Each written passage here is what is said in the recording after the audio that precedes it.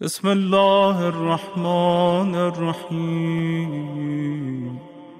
اب میں اصل مسئلہ چھیڑ دوں آپ کے سامنے۔ بحث یہ ہے کہ پوری ملت اسلامیہ نبوت مصطفیٰ صلی اللہ علیہ وآلہ وسلم پر تو متحد ہے جس طرح سے بھی ہے، مگر ہے حضور علیہ السلام کے بعد جو سلسلہ ہے اس میں اختلاف نمایاں ہے۔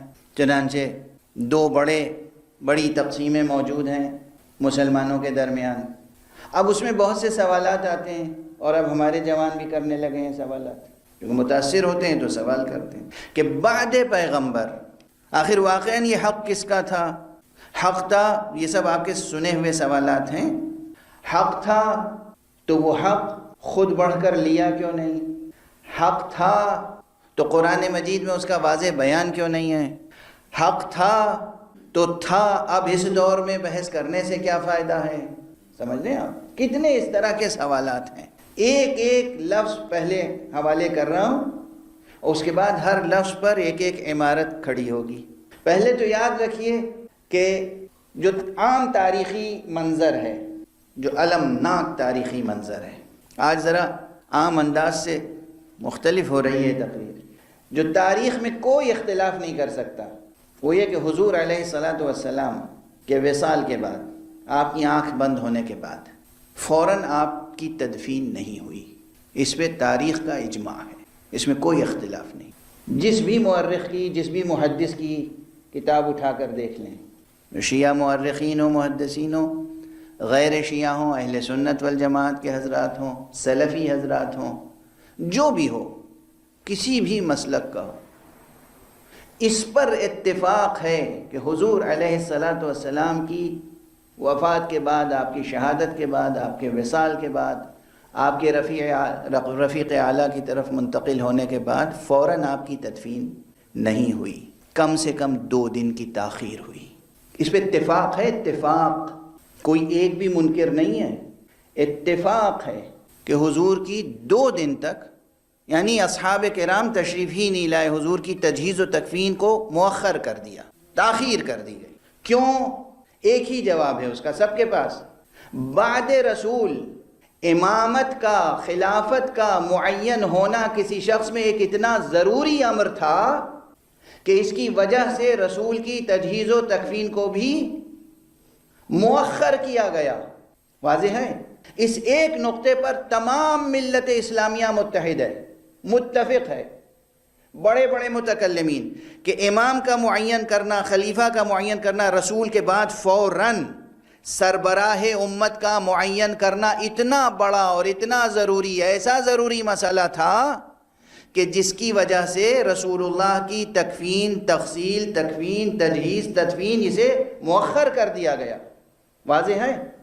بس یہ ہے تاریخ کا منظر اور امت کا اتفاق ایک نقطے پر۔ اب یہ سوال مجھ جیسے طالب علم کو کرنے کا حق ہے یا نہیں ہے؟ اگر یہ اتنا بڑا مسئلہ تھا کہ رسول کی آنکھ بند ہوتے ہی اس کا طے ہونا ضروری تھا، تو کیا اس مسئلے کی اہمیت کا خدا کو اور خود رسول خدا کو احساس نہیں تھا؟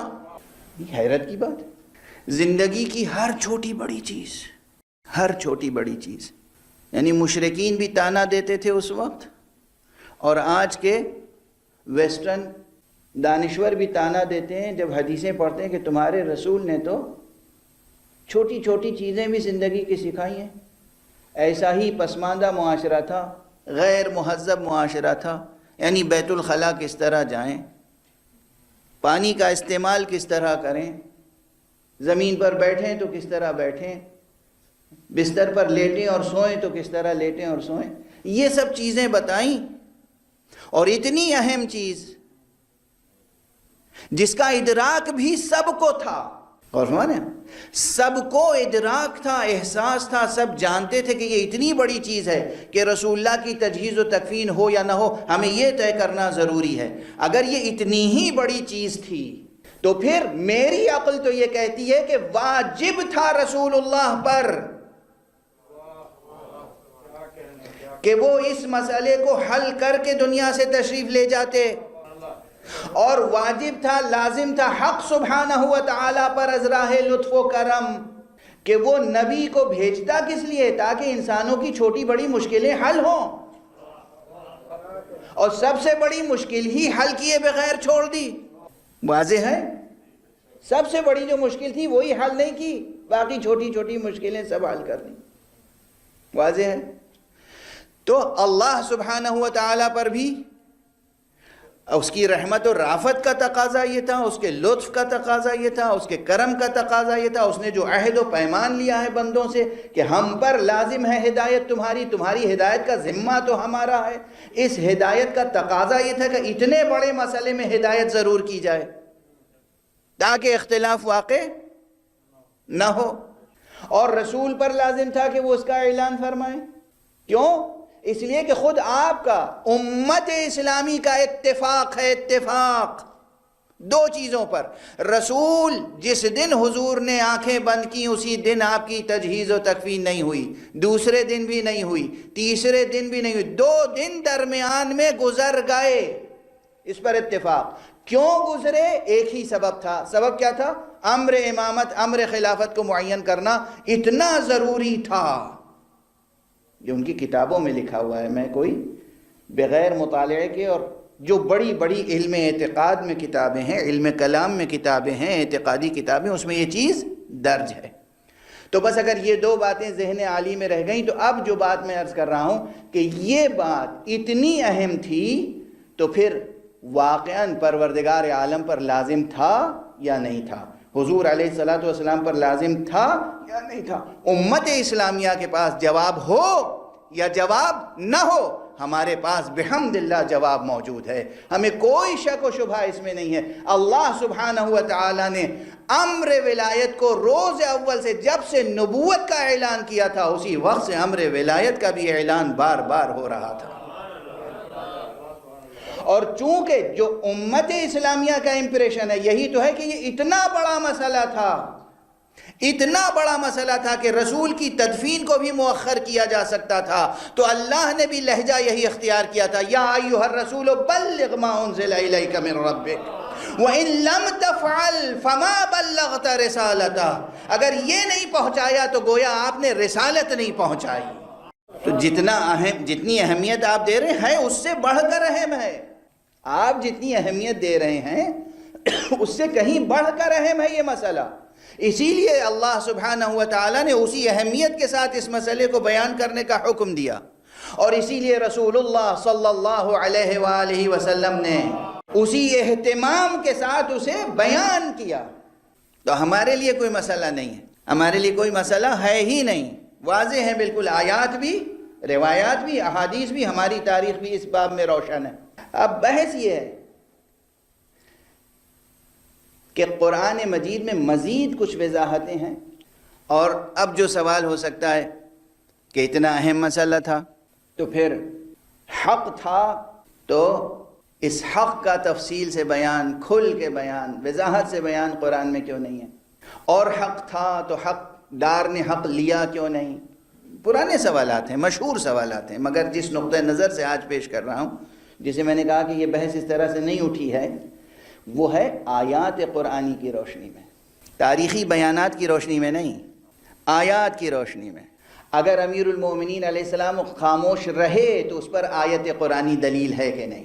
اگر رسول اللہ نے اعلان کرنے کے بعد مزید کوئی اقدام نہیں کیا تو اس پر کوئی آیت قرآنی دلیل ہے کہ نہیں؟ امت پلٹ گئی، اس پر کوئی آیت قرآنی دلیل ہے کہ نہیں؟ اور فرمایا آپ نے یہ صبر ائمہ اطہار علیہم السلام کا کہ ان کا منصب، ان کا حق، ان کا عہدہ لٹ گیا، دوسرے غاصب ہو گئے، وہ خاموش رہے، اس خاموشی پر قرآنی دلیل ہے کہ نہیں، اور تفصیل سے ہے کہ نہیں؟ توجہ رکھیے گا، اشارہ نہیں، تفصیل، وضاحت، اور ایک مقام پر نہیں، 1-2 مقامات پر نہیں، قرآن مجید میں مسلسل نہ جانے کتنی آیتیں ہیں جو ان کیفیتوں پر روشنی ڈالتی ہیں۔ اے رسول آپ پہنچا دیجئے مگر یاد رکھیں یہ مانیں گے نہیں، اے رسول آپ پہنچا دیجئے مگر پہنچانے کے علاوہ اور آپ کی کوئی ذمہ داری نہیں ہے، اے علی آپ کا منصب ہم بتا رہے ہیں لوگوں کو لیکن یہ آپ کو تسلیم نہیں کریں گے، آپ صبر کیجئے گا۔ یہ سب باتیں قرآن مجید کی آیات میں وضاحت کے ساتھ موجود ہیں، جن میں سے آج صرف ایک آیت کی میں نے تلاوت کی ہے، ایک صلوات پڑھیں محمد و آل محمد۔ اور وہ آیت کیا ہے؟ یہ سورہ مبارکہ تغابن کی آیت ہے۔ سورہ مبارکہ تغابن مختصر سا سورہ ہے، کوئی بہت طویل نہیں ہے، 2 صفحات پر مشتمل سورہ ہے۔ اس کی 2 آیتیں میں نے آپ کے سامنے، 12ویں اور 13ویں آیت، اگر حافظہ صحیح کام کر رہا ہے اس وقت تو یہ 12ویں اور 13ویں آیتیں ہیں۔ آیت کیا ہے؟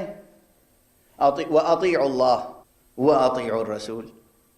یہ کس سے خطاب ہے؟ کافروں سے۔ کافروں سے یہ خطاب ہو ہی نہیں سکتا۔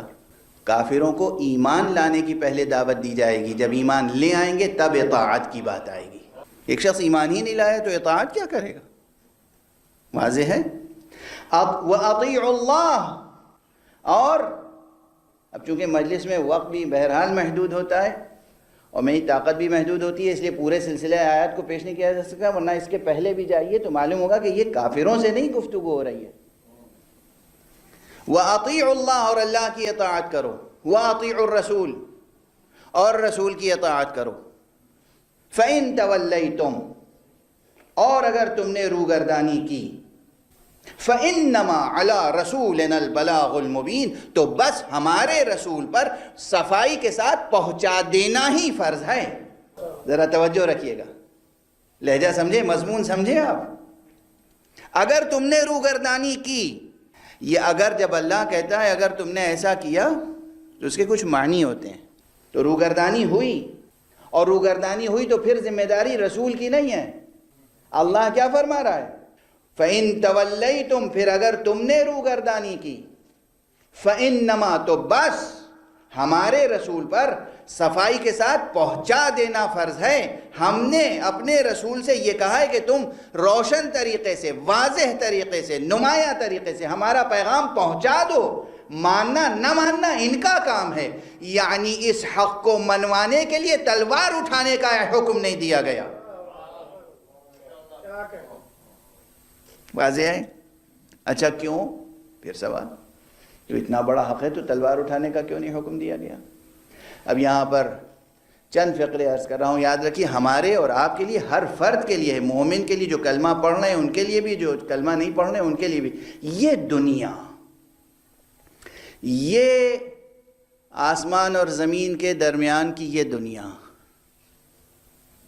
یہ زمان و مکان کے حصار میں یہ عالم ہستی کا حصہ، یہ ہے اس کے کئی نام ہیں، جتنے بھی نام ہیں آپ کے سامنے لیتا ہوا آگے بڑھتا ہوں۔ اس کا ایک نام ہے دار غفلت۔ نظام ایسا ہے کہ یہاں بار بار انسان غفلت میں مبتلا ہو جاتا ہے، کتنی بڑے سے بڑا ہوشیار ہو، غفلت اس پر طاری ہو جاتی ہے۔ غفلت طاری کیوں ہوتی ہے؟ اس لیے کہ یہی دنیا، یہ جو دار غفلت ہے، یہ ہے دار امتحان۔ یہ کیا ہے؟ دار امتحان، یہ ہے دار امتحان۔ سارا راز اور رمز یہاں پوشیدہ ہے۔ دار امتحان، یہ دار غفلت بھی ہے، یہ دار تکلیف بھی ہے، یہ دار امتحان بھی ہے، یہ دار فنا بھی ہے۔ دار فنا اسی لیے ہے کہ اللہ سبحانہ و تعالی نظام تکلیف کو ہمیشہ قائم نہیں رکھنا چاہتا، تو اس کا فنا ہونا لازم ہے دار بقا میں منتقل ہونے کے لیے۔ اس کے بعد جو دار ہے وہ دار جزا ہے، اس کے بعد جو دار ہے وہ دار بقا ہے، اس کے بعد جو دار ہے وہ دار حیات ہے، اس کے بعد جو دار ہے وہ دار حیات جاوید ہے۔ لیکن یہ دار، یہ دنیا، یہ پورا عالم، یہ دار غفلت ہے، دار تکلیف ہے، دار امتحان ہے اور دار فنا۔ تو یہ امتحان کا تقاضا اعلان کر دیا، ماننے والے مانے، نہ ماننے والے نہ مانے۔ کسی کو اگر نہیں ماننا ہے تو وہ یہ نہیں کہہ سکتا کہ تلوار کے زور سے ہم سے کیوں نہیں منوایا گیا۔ اگر تلوار کے زور سے ماننا تھا تو پھر اس ایمان کو کیا کہیں گے آپ؟ غور فرمائیں آپ، یعنی آپ کہہ رہے ہیں ہم اس وقت تک نہیں مانیں گے جب تک تلوار نہ اٹھائیں۔ یہ کوئی ماننا ہوا؟ یہ کوئی ماننا ہوا ہے؟ علی کا حق تھا تو علی نے تلوار کیوں نہیں اٹھائی؟ ارے رسول اللہ کا فرمان آپ کو یاد ہے کہ نہیں؟ اب آپ کا فریضہ ہے کہ آپ تسلیم کریں. علی کا یہ کام نہیں ہے کہ وہ تسلیم کرائیں خود کو. علی کسی نعوذ باللہ، ہزار بار نعوذ باللہ خاکم بدہن، کسی ظالم و جابر حاکم و حکمراں کا نام نہیں ہے. علی کسی اقتدار پرست کا نام نہیں ہے. علی خدا پرست ولی کا نام ہے. یہ آیت واطیعوا اللہ، اللہ کی اطاعت کرو، واطیعوا الرسول، اور رسول کی اطاعت کرو. فَإِن تَوَلَّيْتُمْ، اور اگر تم نے روگردانی کی، یعنی کیا؟ یعنی اطاعت نہ کی، تو پھر ذمہ دار کون ہوگا؟ رسول یا تم؟ تو پروردگار کس لہجے میں فرما رہے ہیں؟ فَإِنَّمَا عَلَىٰ رَسُولِنَا. خدا کی قسم، کیا لطف ہے، کیا محبت ہے، کیا اپنائیت ہے. تو پھر یاد رکھو کہ ہمارے رسول پر تو بس روشن طریقے سے پہنچا دینا ہی لازم ہے. اب اس سے زیادہ روشن طریقے سے کیا پہنچایا جا سکتا ہے کہ رات کے وقت اعلان نہیں ہوا، سحر کے وقت اعلان نہیں ہوا، نصف النہار کے وقت اعلان ہوا، اور گھنی آبادی میں اعلان نہیں ہوا، کھلے میدان میں اعلان ہوا، اور زمین پہ کھڑے ہو کے نہیں اعلان ہوا، کجاووں کا ممبر بنا کے اس پر بلند ہو کر اعلان ہوا. اور صرف لفظ پکار کر، نام پکار کر اعلان نہیں کیا، بلکہ دست مبارک کو تھام کر، اٹھا کر، بلند کر کے اعلان کیا کہ من کنت مولا فہذا علی المولا. اور یہ تو ایک اور جسے کہتے ہیں کہ آفیشلی آخری بڑا اعلان تھا. ہاں، اور نہ یاد رکھیے، مجھے یاد نہیں ہے، 2 سال سے یہاں پڑھ رہا ہوں مجلسیں، لیکن شاید یہ فقرہ یہاں بھی کہہ چکا ہوں گا اور دوسری مقامات پہ بھی میں نے عرض کیا ہے کہ آپ اندازہ کیجئے کہ ولایت امیر المومنین علی ابن ابی طالب علیہ السلام اور یہ پورا نظام امامت، یہ نظام امامت بات صرف علی کی نہیں ہے. علی کے بعد حسن، حسن کے بعد حسین، حسین کے بعد علی ابن حسین، یہ پورا سلسلہ امامت. اسے حضور علیہ السلام نے بار بار متعارف کرایا. اور چونکہ پہلی شخصیت امیر المومنین کی تھی تو امیر المومنین کا تذکرہ بار بار ہوا. اور بس یہ فقرہ ذہنوں میں بٹھا لیجئے، تمام تاریخیں کھنگالیے گا تو بھی کوئی اس حقیقت کو جھٹلا نہیں سکتا. رسول اکرم صلی اللہ علیہ وآلہ وسلم خاتم النبیین، خاتم النبیین نے جب مقام ختم نبوت کا دفتر سنبھالا، آفیشلی اعلان کیا کہ میں نبی ہوں، اس روز پہلا حکم کیا دیا؟ غور فرما رہے ہیں آپ؟ ابھی میں پہلے پڑھ چکا ہوں، اپنی پڑھی ہوئی باتیں بار بار دہرانا مجھے خود اچھا نہیں لگتا، لیکن اب اس وقت یہی زبان پہ آ رہی یہ بات، اس لیے کہ وہ موضوع سے جڑی ہوئی ہے. کہ فرض کیجئے کہ کوئی شخص کسی کمپنی کا ڈائریکٹر جنرل بن کے آئے، تو آپ اس کی تاریخ لکھیں گے کہ آتے ہی آفس سنبھالتے ہی پہلا آرڈر کیا دیا اس نے، اور جب اس نے وہ آفس چھوڑا تو آخری آرڈر کیا دیا. واضح ہے؟ اب یہ مثال بچوں کے ذہنوں میں بھی آ گئی ہوگی. اللہ کے اس آخری نبی نے، خاتم النبیین، امام المرسلین، افضل المرسلین، سید المرسلین، اشرف الخلائق اجمعین، اس رسول مختار نے آنے کے بعد پہلا حکم کیا دیا؟ تاریخ بتا دیے. پہلا حکم تھا لوگو علی کی اطاعت کرو. آخری حکم کیا دیا؟ تاریخ بتاتی ہے لوگو علی کی اطاعت کرو. خدا کی قسم، خدا کی قسم، اس کا کوئی مسلمان انصاف رکھنے والا مسلمان انکار نہیں کر سکتا. اتنے روشن طریقے سے ایک چیز بیان کی گئی اور پھر مسلمان نہایت بھولے انداز سے کہتا ہے کیا واقعی رسول نے اپنے بعد بتایا تھا کہ کون ہوگا؟ نہیں، رسول کو فکر نہیں تھی، باقی سب کو فکر تھی. اس لیے رسول کا جنازہ چھوڑ کر اس مسئلے کو حل کرنے کے لیے اجتماع کر لیا، کانفرنس کر لی. واضح ہے؟ تو حق واضح ہے. اس حق اور اس سے متعلق جتنے سوالات ہیں وہ سب سوالات قرآن مجید میں وضاحت کے ساتھ آئینے کی طرح روشن ہے. خدا کی قسم میں آپ سے عرض کر رہا ہوں، آئینے کی طرح روشن ہے. اور ان آیتوں کا صحیح ترجمہ نہیں ہوا ہے. ان آیتوں کا صحیح ترجمہ نہیں کیا گیا، سیاق و سباق سے الگ بات چلی گئی۔ جہاں خطاب عام مسلمانوں سے ہے، اکثر کہہ دیتے یہ تو کافروں سے خطاب ہے۔ کافروں سے خطاب نہیں ہے، کفران نعمت کرنے والوں سے خطاب ہے۔ دیکھیے اصطلاحیں تو بعد میں مستقر ہوئی ہیں، اصطلاحیں ٹرمینالوجیز بعد میں مستقر ہوئی ہیں، ورنہ بہت سے مقامات پر، اور اگر قرآن مجید کی ان آیتوں کا صحیح ترجمہ صحیح سیاق و سباق کے ساتھ ایسا کر لیا جائے جہاں تنزیل اور تعویل دونوں روشن ہو رہے ہوں، تو ہماری تاریخ کی بہت سی الجھنیں دور ہو سکتی ہیں۔ ورنہ اب دیکھیے اس گفتگو میں جو میں نے عرض کیا تھا کہ تاریخ سے جڑی ہوئی بات ہے، بہت سی چیزیں تاریخ کی ایسی ہیں جو نہایت مبہم ہیں،